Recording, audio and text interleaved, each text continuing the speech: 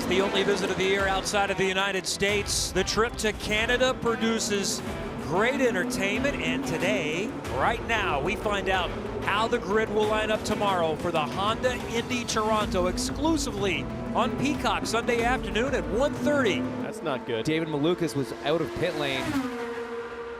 That's definitely going to be looked at later by the stewards. And now Dixon slowing down to gap from Rinus VeeKay in front. This has not been good track placement for the number 9, that blue and orange machine. You can see he's backing up everyone. You see Will Power behind David Malukas there. And this is what we saw in practice after that red flag for Felix Rosenquist. The stack Take the gap up, now if you can. the stack up was huge. Granted, there was twice as many cars on track, but still, when you're fighting to be the last car across the line with these very improving track conditions and this type of weather, this type of circumstances, you want to be the last car, and finding that gap is so challenging. I don't know. I mean, I think you want to be the last car, but more importantly, it's just getting a gap. Yeah. You just cannot afford to catch traffic. And right now, Helio Castroneves has got a beautiful piece of pavement in front of him. Kyle Kirkwood with a pretty good gap as well.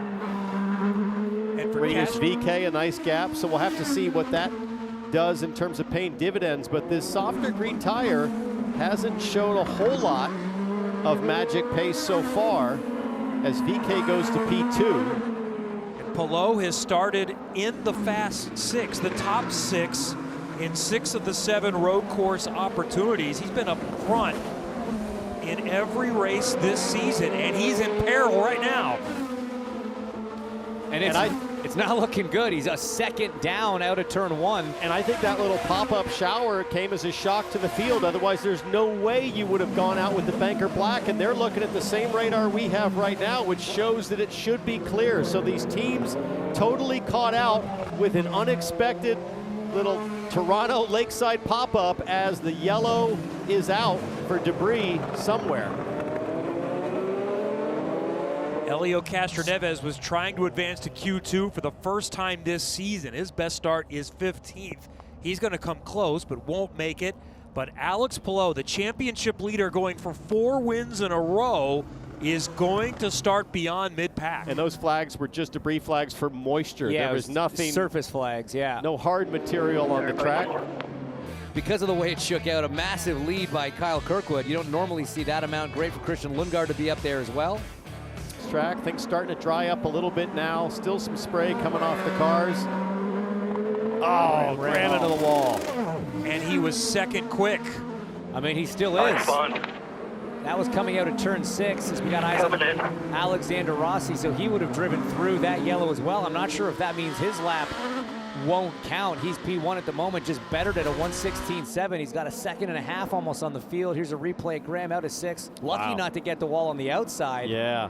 Unlucky. It's just a nose, though, Townsend. It That's is. no damage. Might be able to swap that out and get right back out. On board here, let's listen.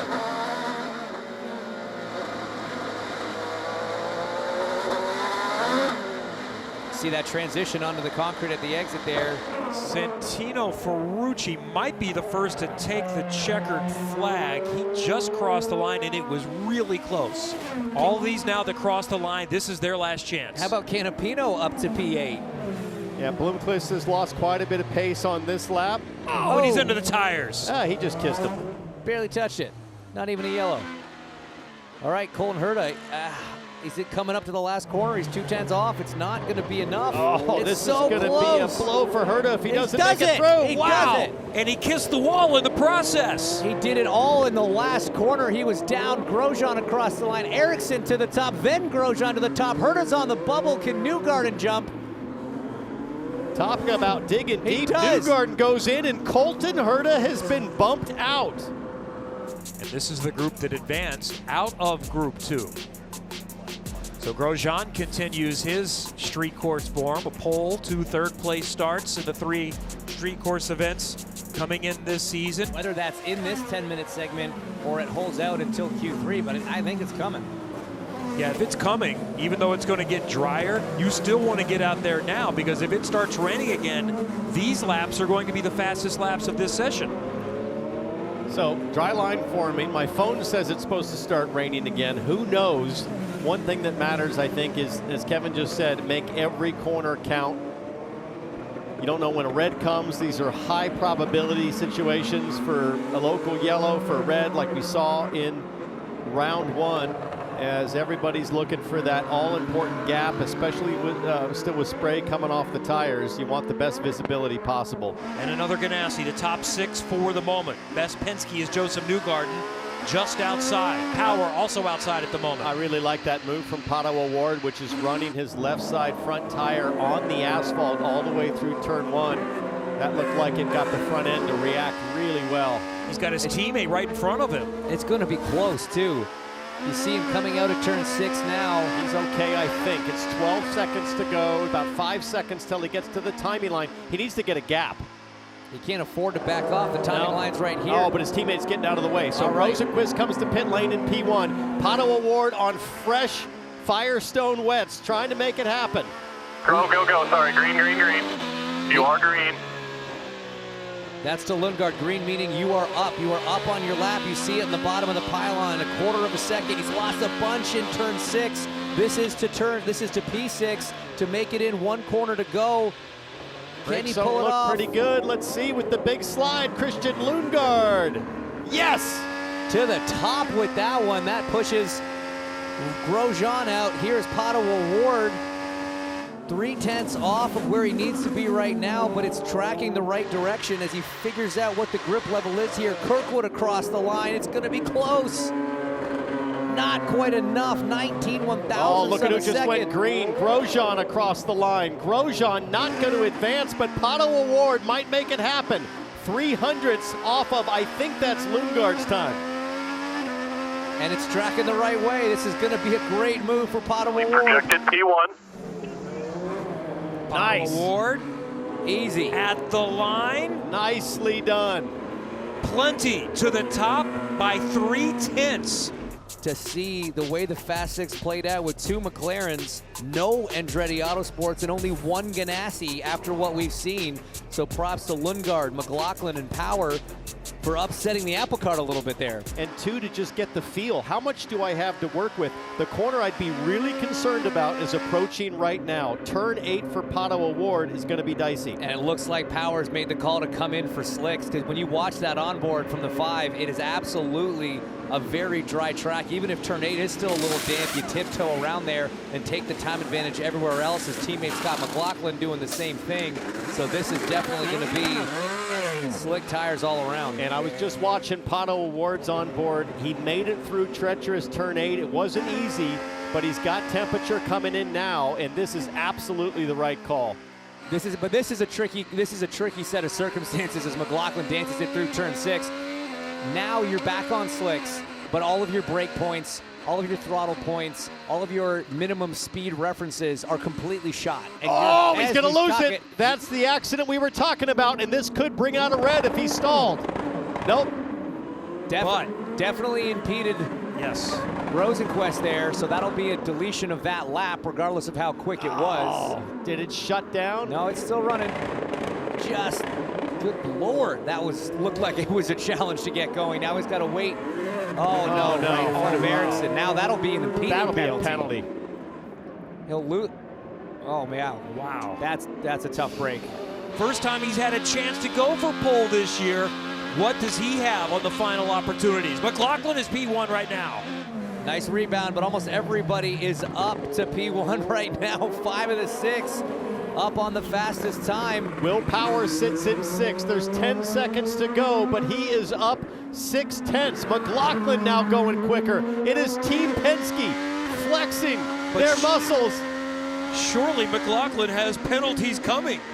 If that's not impeding, I don't know what is. Well, he's doing a great job as Will Power crosses the line. He'll go to the top. McLaughlin now quicker still. Still many to cross the line for the moment. Power in position for pole number 69. Lundgaard on a heater, as is McLaughlin. We still don't know what's going to come as Rosenquist jumps up to P1.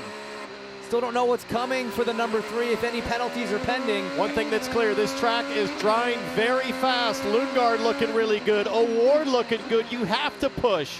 It might be who gets across the line last, because Ericsson is now to the top. And Pato O'Ward is the last car on track. 2 cars left across the line. That's this man, Christian Lundgaard, he's already got a pole this year at Indianapolis. Where can he line up? To the top. P1 for Christian Lundgaard. And it's not going to be enough from Pato O'Ward across the line. He slots into third, but a second pole position on the season for the 45. Wow. Good job. Awesome job. Nice job, boys.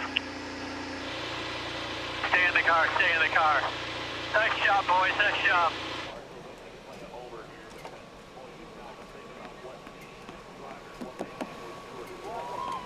I think Lundgaard is safe, though. We didn't see any incidents with him. What an impressive performance. Won the pole at Indianapolis for the GMR Grand Prix. And Dylan Welch is down there. Ricardo Nault, the strategist, giving him a thumbs up and a fist bump, and just so impressive. You know, we talked to Graham Rahal about some of the worries or concerns with this entire organization here at street courses this year, and Christian Lundgaard silences those doubts and scores his second pole. He's congratulating all the team members for a job well done, and he certainly did his job too, to maximize the ever-changing track conditions. And as soon as he gets his helmet off, we'll grab a word with him. But Christian, how tough were those conditions? How tough were those conditions out there, and how quickly were they changing? We were talking about this just before getting in the car, because I have a history in at least go-karts of being fast in the rain. And I've only driven in the rain once in this car, which was Indy GP last year, and we weren't competitive, but the Hy-Vee Vivid car today was there, and I can't thank this team enough. I know this is wet and it's tricky, but looking at where we were on street circuits earlier this year and even last year, we made huge progress, so I can only thank the team at this point. How important is it here? It's important everywhere, as tight as these fields are, but a place like this, how important is good track position? I mean, it's a street circuit and it's always important to be in the front, but now we don't really know what the weather's going to be like tomorrow, so I think going into tomorrow we are at the front and we just need to take off. It's always important and always nice to start up front. Christian Lundgaard has qualified on the pole and still waiting, I understand, to just confirm that it's official, but regardless, a great qualifying effort for Lundgaard. And if Lundgaard can get off to a great start, never know what's possible. It could come down to performance on pit lane. That was a bit of the Achilles heel for teammate Graham Rahal at Mid-Ohio. But if they can tune up some of those deficiencies for pit lane tomorrow, RLL with the number 45 could be in great shape. Apologies. I'm obviously wrong, and I don't know what impeding is, because Scott McLaughlin has been verified in second. You never know until you know. You're right. You're right. I'm going to guess some others. I'm going to tell you, I'm surprised, Kevin. Yeah. To be fair, I'm surprised. We've seen a lot of impeding penalties over the years, and this one seemed like an easier one to call, so I will just say I don't understand, and that's fine. I'm not going to say anything. I don't want to get in trouble. Okay. So you're confused like I am. I'm very confused. Well, whatever. I will admit I don't Nothing see against things. Scott. Like I said, I give Scott everything. a ton of credit for pulling that result out. Obviously, great effort from the McLaren guys down there in rows 2 and 3, 3rd and 5th for O'Ward and Rosenquist. Great comeback after that practice crash. But on this page, you can only look at the disappointment that must be felt right now by Roman Grosjean and Colton Herta.